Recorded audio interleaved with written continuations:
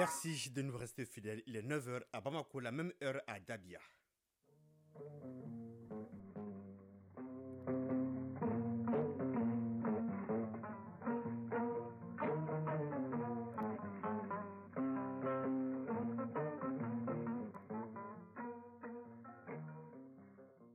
Le journal, Mohamed Diarra. Le temps 27 degrés avec une maximale atteignée de 41. Mesdames, Messieurs, bonjour et bienvenue dans cette édition dont voici les titres. Le président de la transition, le colonel Assimi Goïta, aux côtés des femmes maliennes pour célébrer et magnifier la journée qui est la leur. Un message fort du chef de l'État à tenir. Si vous les avez avec vous, vous avez le monde, disait le colonel Assimi Goïta. Les temps forts de cette cérémonie grandiose avec Sira Bachili dans ce journal. Et le dossier culture rend hommage aussi à une dame dont le nom est inscrit en lettres d'or à la mosquée Sankouré de Tombouctou. Elle s'appelle Fatma Noudira Alpha Maïga. Plus d'1 milliard de francs CFA, c'est le montant qui sera investi pour la mise en œuvre du programme Fokabem où trouvons la solution. Il concerne Bamako et plusieurs autres régions du Mali. À suivre la paille des sports en fin d'édition avec Fabrice Dourté au programme la Super Coupe du Mali et les affiches de la huitième de finale de la Coupe du Mali. Voilà pour le sommaire, mesdames, messieurs, installez-vous confortablement. Tout de suite, c'est les détails. Si vous les avez avec vous, vous avez le monde à votre portée. Le message fort du président de la transition, le colonel Assimi Goïta, qui honorait les femmes maliennes à l'occasion de la célébration de la journée du 8 mars dédiée aux femmes du monde entier. Un événement grandiose qui avait pour cadre le Palais de la Culture. Pour rappel, le thème national de cette 30e édition est représentativité des femmes à la vie politique et publique, enjeux, défis et perspectives. Sira Bachili nous fait le compte-rendu du cérémonial avec la synthèse de l'intervention du président de la transition. Le pouvoir en transport quelques heures au Palais de la Culture pour magnifier la femme, celle qui tient les rênes de la famille. 8 mars oblige, la Journée internationale de la femme est celle d'hommage, d'action et surtout de reconnaissance des valeurs et des droits du pilier de la famille. Mobilisation à la taille de l'événement avec un accueil chaleureux du garant des droits humains, colonel Assimi Goïta, président de la transition. Une présence qui laisse voir un message de soutien et d'engagement d'un chef d'État pour la cause des femmes. Égalité et justice. Le président de la transition installé, la cérémonie commence avec le traditionnel discours du maire. L'honneur est donc revenu à celui de la commune 5 de se prêter à cet exercice ce 8 mars 2024. À la suite du maire, se sont succédés au pupitre la secrétaire générale de la CAFO, le représentant du système des Nations Unies au Mali et la ministre de la promotion de la femme, de l'enfant et de la famille, Dr Koulibaly Mariam Maïga. L'on retient de ces interventions les prouesses du Mali en matière de promotion des femmes et le défi de leur représentativité au niveau des instances de décision. Deuxième temps fort, le Mali riche de ses 19 régions plus le district de Bamako est présenté au public avec des messages spécifiques. Droit de réponse après interpellation, le président de la transition, colonel Assimi Goïta, s'adresse à cœur ouvert aux femmes du Mali. Il rend tout d'abord un vibrant hommage aux femmes, ensuite rappeler les acquis du Mali dans le cadre de la refondation grâce à la contribution de la gente féminine.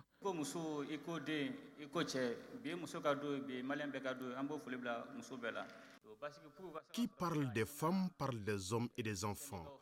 Aujourd'hui 8 mars, nous rendons hommage aux femmes. Les réformes ne peuvent pas être mises en œuvre sans les femmes. Les femmes sont les premières touchées par la crise. Je salue leur résilience. Les Maliens ont exprimé le besoin d'une nouvelle constitution. Les femmes l'ont rendu possible. À noter également le pacte de stabilité sociale. Les femmes ont adhéré à travers les syndicats. Nous avons un nouveau code minier aujourd'hui, grâce à l'appui des femmes, surtout celles du CNT. Des avancées, le Mali en note en matière de promotion de la femme, dira le président de la transition, avec des exemples vérifiables.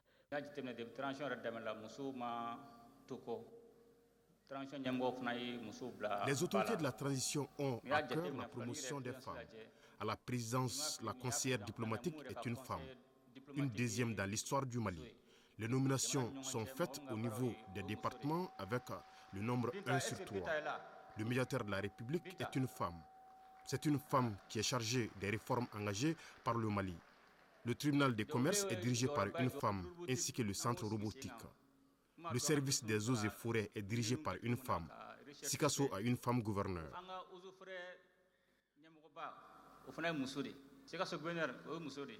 Des efforts d'application de la loi 052, le président de la transition de poursuivre qu'il s'agit de réparer la gouvernance d'une trentaine d'années. Colonel Assimi Goïta compte sur les femmes pour lutter contre la corruption et la mise en marche de la machine de la refondation. Sa conviction, si vous avez les femmes avec vous, vous avez le monde à votre portée.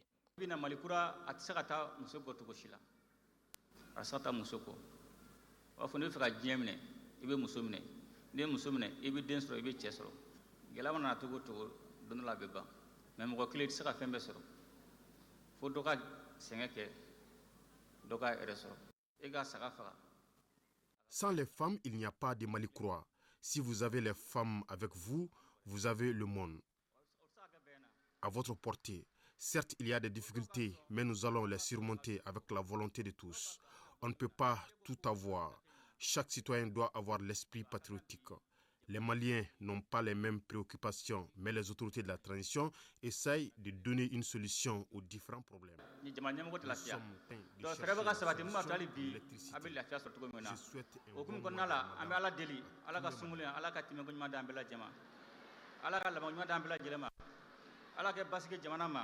Un message sans embâche assorti d'adages à méditer. Après son discours, le président de la transition a fait le tour de la salle pour rendre hommage aux femmes. Des distinctions honorifiques ont été remises aux femmes et hommes qui ont tout donné à la nation Mali. Parmi eux, Feu Oumoudjara de Loartem est la seule femme au front à Kidal, le sergent Fatoumata Diakité.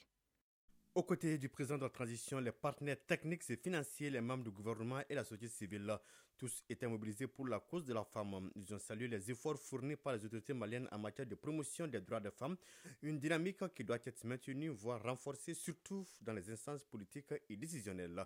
C'est ce que nous dit Awadit Makamara. Au rendez-vous de l'histoire, personne ne voulait se faire raconter l'événement. En première ligne, les femmes à qui cette journée est dédiée. La salle emblématique Bazoumana Sissoko affichait complet. Gundo Sissoko, secrétaire général de la CAFO. Les femmes demeurent largement sous-représentées dans tous les secteurs de la vie publique et politique. Selon les dernières statistiques, seulement 25% des postes au sein du gouvernement sont occupés par des femmes, soit un total de 7 femmes sur 28. De même, au sein du Conseil national de transition, les femmes occupent seulement 28,5% des sièges, soit 42 femmes sur 147. Ces chiffres soulignent clairement l'ampleur du défi auquel nous sommes confrontés. Des actions concrètes pour accroître la représentativité des femmes dans la sphère politique, une des priorités du gouvernement. Et c'est là tout le sens du thème de la journée.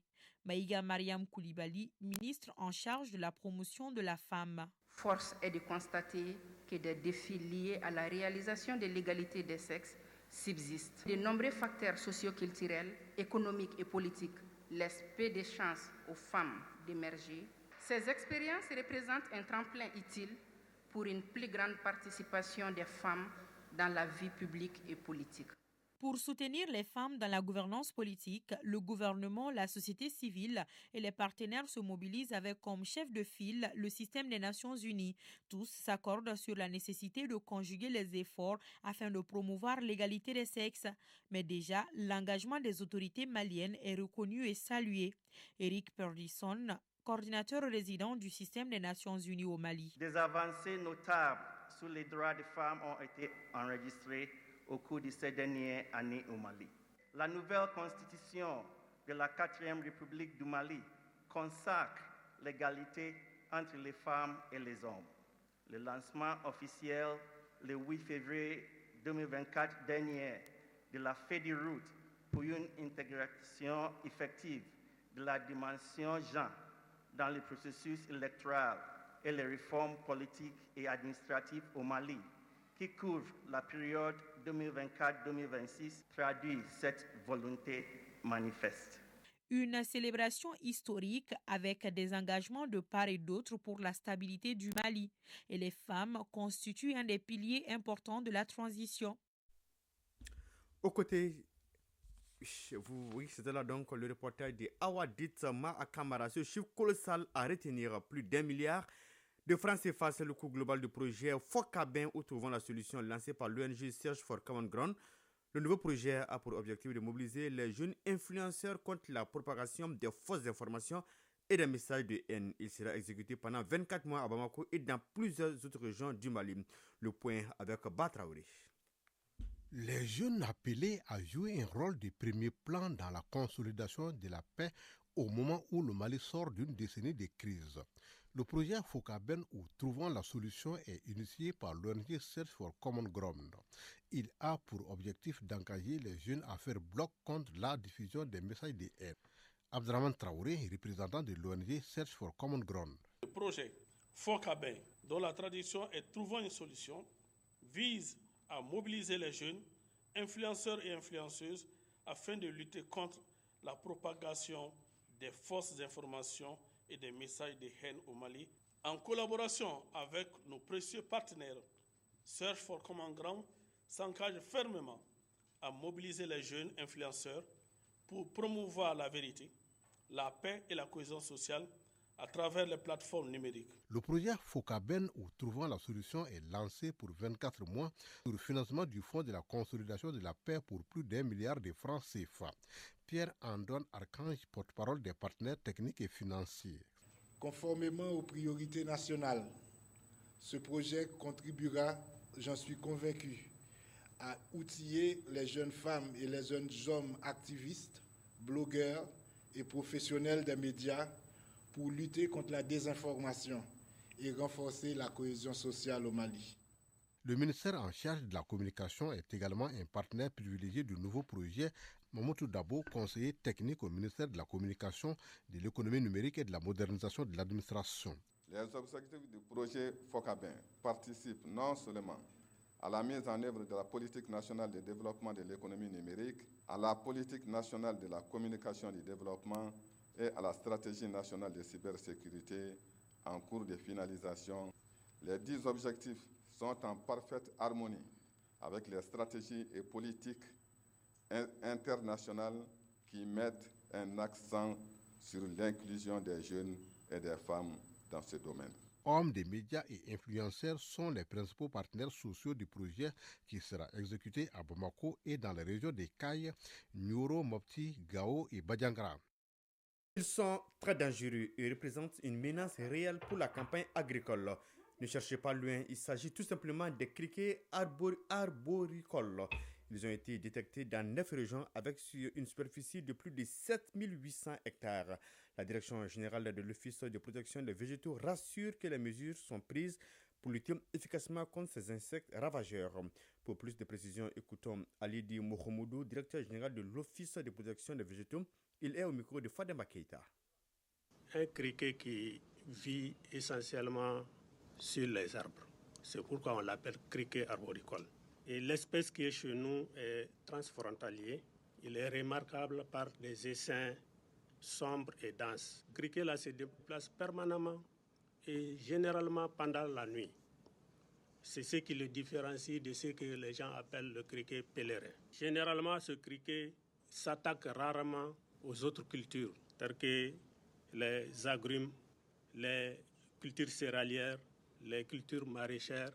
Leur alimentation préférée, c'est les arbres à gomme, tels que les cassiacéales, tels que les balanites, que c'est ce qu'on appelle les dattiers sauvages. Mais aujourd'hui, de plus en plus, avec la rareté de l'alimentation dans sa zone d'habitation, il s'attaque aussi aux cultures telles que les mangues, telles que les jusifiés sauvages, où il y a beaucoup qui sont un peu plantés dans cette zone bande sahélienne. À la date d'aujourd'hui, on a observé le mouvement de ce criquet qui a commencé depuis fin janvier, situation dans 9 régions, aussi bien les régions qui sont sa zone habituelle que dans des zones où il n'a pas l'habitude d'aller, telles que un peu la zone de Ségou et jusqu'à Koutiala.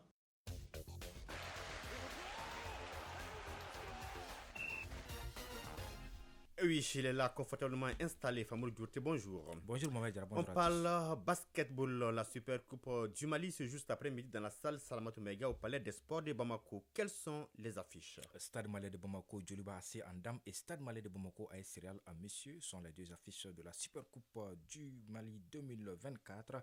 Une coupe qui doit opposer normalement le champion, le vainqueur de la Coupe du Mali. Du côté des messieurs, elle mettra aux prises cette année le Stade Malais de Bamako qui a remporté les 2 trophées et l'AS sera la finaliste de la Coupe du Mali chez les dames. La Supercoupe oppose le Stade Malien de Bamako au Djolobassé, son éternel rival. C'est la rencontre des dames qui ouvre le bal à 16h, suivra à 18h celle des messieurs. Les 2 rencontres sont à suivre sur nos antennes. En football, les 8e de finale de la Coupe du Mali débutent ce week-end avec 2 rencontres. En effet, les 2 matchs de ce samedi comptant pour la 8e de finale de Dame Coupe du Mali de football sont AS Hiral de Bamako, CF La Paix de Ségou sur le terrain de l'ASB et Binga FC Afrique Football Elite au complexe sportif Fekarunga Keita, fief du Djoluba AC. Le programme se poursuivra demain dimanche avec 2 autres rencontres, ISFAS AS Kai et Djoluba AC ATS de Koro. Notons que le match qui devait opposer le Stade Malais de Bamako à Kankou FC de Gao ce dimanche 10 mars au compte des 16e de finale n'aura pas lieu car le club de la cité des Askia a déclaré forfait selon un télégramme de la Fédération malienne de football. De ce fait, le Stade malien de Bamako est qualifié pour le 8e de finale et aura comme adversaire Sanga Club de Mopti en 8e de finale. Le dernier 16e de finale mettra aux prises mercredi 13 mars à Tombouctou, Kalemi FC et Derby Academy de Bamako. Un coup KO en boxe, le Britannique Anthony Joshua n'a fait qu'une bouchée du Camerounais Francis Ngannou la nuit dernière à Riyad en Arabie Saoudite. Oui, cette fois, il n'y a pas eu photo. Après avoir fait vaciller Tyson Fury, la star du MMA Francis Ngannou a été largement surclassé par le poids lourd Anthony Joshua qui n'a eu besoin que de 2 rounds pour le mettre KO dans la nuit de vendredi à samedi à Riyad. Envoyé au tapis dès la première reprise d'un puissant direct du droit pris en pleine mâchoire, le Camerounais novice des rings n'a rien pu faire face à Joshua, brutal et chirurgical, et a subi 2 autres knockdowns au 2e round. Le 3e était de trop et Ngannou est alors resté au sol, conduisant l'arbitre à stopper les hostilités. Ancien champion des lourds de l'UFC, Francis Ngannou, 37 ans, ne disputait que son 2e combat de boxe anglaise de sa carrière après une première défaite contre Tyson Fury il y a quelques mois. Ngannou était passé tout près de l'exploit pour ses débuts en boxe anglaise le 29 octobre dernier en envoyant Tyson Fury au tapis au 3e round et en bousculant le Gypsy King comme jamais, même s'il s'était incliné sur décision partagée et controversée des juges. Il avait remporté toute l'estime du monde des sports de combat. Méconnaissable et apparemment hors de forme, Tyson Fury avait sans doute sous-estimé Ngannou il y a 4 mois, mais cette fois, Anthony Joshua était prévenu et n'avait visiblement pas pris son adversaire à la légère.